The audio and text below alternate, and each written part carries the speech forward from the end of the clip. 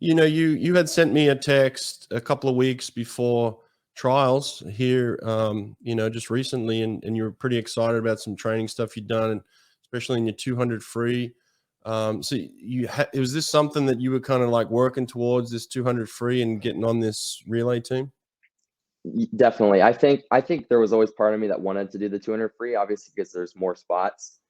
And I train a lot of freestyle. I get to race Drew a lot. Mm-hmm. And so I remember Drew has like he's a big fan of Ian Thorpe. And so I remember he talks a lot about him. So I went on your podcast and I was like searching for the Ian Thorpe podcast so I could listen to it. And I came across the part where it was like everyone's doing the 200 free wrong. And so I listened to it and I screen recorded it on my phone and I saved it and I watched it. I swear we did a time trial a couple weeks after NCAA's, and the 200 free was the first race I did.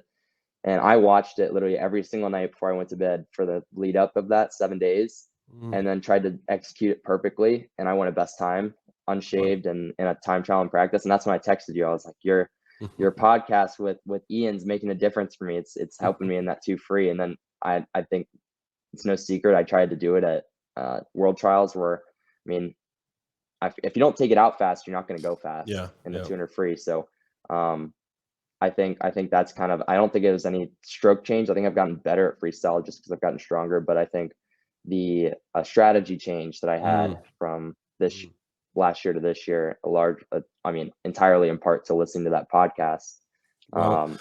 There you go, Mr. Ian Thorpe, having an influence on the world of swimming still to this day. I'm going to cut this and send it to him. He'll be pretty proud about that. So that's awesome. Cool, man.